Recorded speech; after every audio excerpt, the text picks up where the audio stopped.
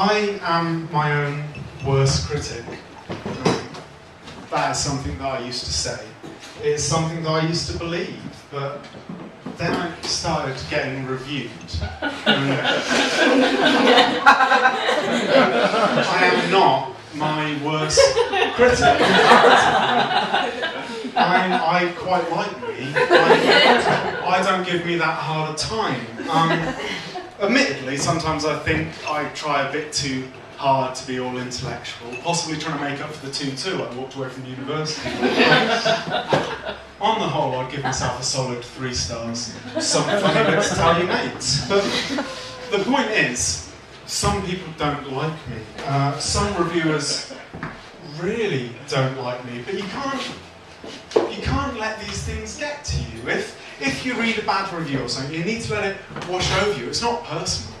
And it's not really about you in any way. It's just a comment, and a comment that is best to ignore.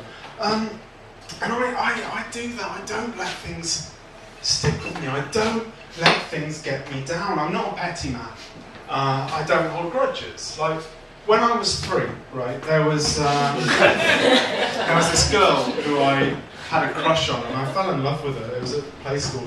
After months and months of sort of torment, I decided that the best thing to do would be to tell her I loved her. So I walked up to her and I said, "I love you, Raina," and then immediately ran out of the room, waited outside by the climbing frames. After a few minutes, I heard a reply come from inside. It said, "Greg may love me, but I will never love him." But I didn't let it get me down. I certainly didn't ruminate on it for the next 27 years, because it doesn't matter. Admittedly, some friends and paediatric linguists have said that a 3-year-old probably couldn't have come up with a sentence sort of that clear and that concise a character attack. Maybe over the intervening years I've sort of thought about it over and over, and let various bad memories and bad events just pile on top of other bad years, bad events, bad memories, to come up with this incredibly offensive line, "Greg may love me, but I will never love him."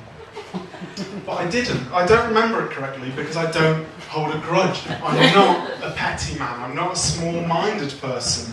I'm certainly not evil. And I am definitely not the devil. Right, to be honest, that last bit about being the devil, that's not an argument I ever thought I'd need to have. If in the past anyone asked me whether or not I was the devil, I would simply say, "Thank you very much for your attention, but I am not the devil." I imagine that's how I'd react. To be honest, it didn't come up. No one asked me that. It would be a ridiculous thing.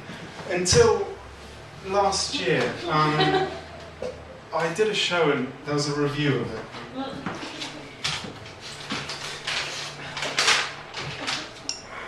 Dismissive of stand-up comedy being considered an art.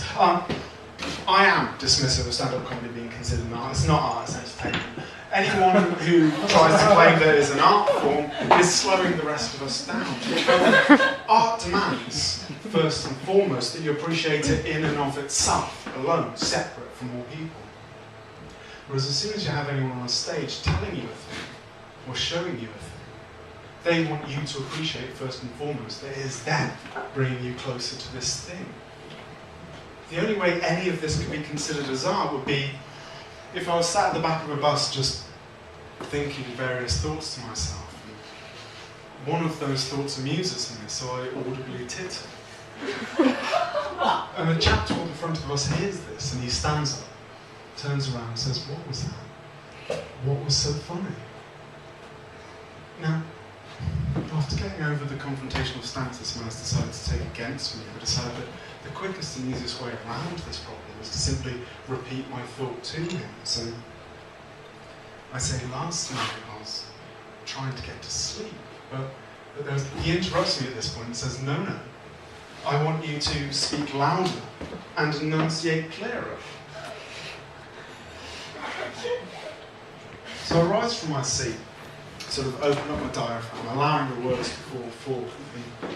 The chap next to me opens his bag, hands me a microphone. I walk into it and I say, "Last night I was trying to get to sleep, but there was an owl outside my window, all to wooing. It was annoying, and it was keeping me up. So I thought I should go out there and wring its neck, but that would take ages. Because of the 360-degree rotation, which is all the way around. In many ways, it would have been easier to just await a time I got used to the sound and drifted into a natural slumber. And at this point, some people on the bus would say, "But Greg, is it not actually a 270-degree rotation of the neck? So not all the way around at all." To which I would retort, 270, 360, who's counting? Ornithologists. Regardless, even if it is 270, the point still stands. It would still be a ring and then a bit, maybe not a round and round ad infinitum, but it would certainly be more than a standard ring of the neck. It would keep me up longer than necessary. It would be annoying. My point still stands. At this point, the chap who originally confronted me erupts into laughter. This turns into applause. He starts chanting my name. Slowly but surely, everyone on the bus joins in. That would be art. Stand-up comedy is not. Gregory Aikman is all about the fame. Presenting a history of celebrity from cave paintings onwards, he concludes the only way he'll become a household name is through nepotism, corporate sponsorship, or by killing prostitutes. And to be honest, that seems more likely. In the show being reviewed, I made reference to Ricky Gervais's claim that if you want to be famous, kill a prostitute. I ended that section by concluding that murder is not a good way to get famous. It is not a way that anyone should endorse. That's not to be confused with me saying murder isn't a way to get famous. Of course it's possible to do that. We need look no further than our own EastEnders. Dirty Den in EastEnders is famously played by the actor and murderer Leslie Grantham. I'm squeaky clean, you're a murderer. You're not squeaky clean. The producers of EastEnders thought, in order to sort of boost his character and make it look more realistic, they would advertise the fact that he went to jail for murder. So obviously, murder is good for a career. That took me 10 minutes to look at this. But I would just say it's not the moral thing to do. Unless, of course, what EastEnders were doing was allowing us to question our own morality. Think where on earth does morality come from? If we live in a society where we believe there isn't a God, and I think we're pretty much there, then where does our morality live? If it doesn't come from a higher source, then surely it's essentially a ridiculous thing we've just agreed to. We've just agreed to a certain consensus reality, a reality of morality, and we've all just thought this is the right way to go. And if that is what we've done, then surely we should question this occasionally. But if we do question it, on what judgments are we using to say we're right or wrong with whatever questions we're asking? The judgments themselves, that's the moralities, can't come from God. There is no God. We need to think about what we're doing. And if we get offended, surely instead of just getting righteously angry, we should think, why are we offended? How can we do something about this? What is it that I find distasteful?